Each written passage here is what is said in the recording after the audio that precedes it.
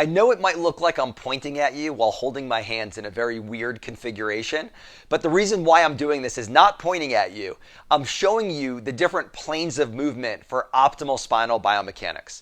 So let's go through a real quick lesson about what it takes to have your spine move in the proper position and what we look for when we do an analysis.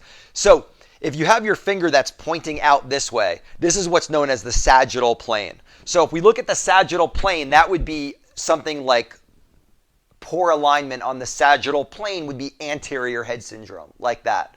Then we want to look at this plane here, which is the coronal or frontal plane. And that's when we look at people, and if you have a high shoulder or a head tilt or your hips are uneven.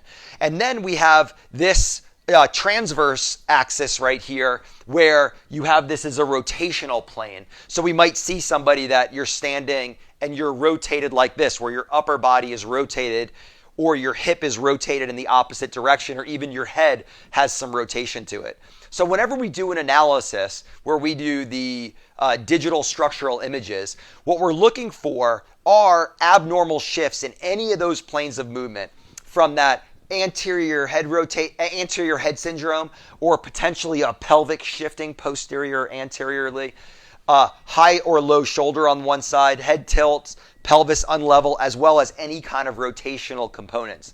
And that's why we always start with that as a part of our assessment.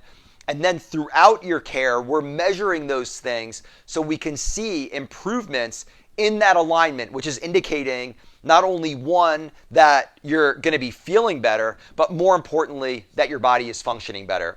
So if you have any questions about that, or you would like to have an assessment like that, or you're a patient that is interested in more in-depth knowledge about any of those things that we discussed today, just drop a comment below or message us and we would be happy to speak with you.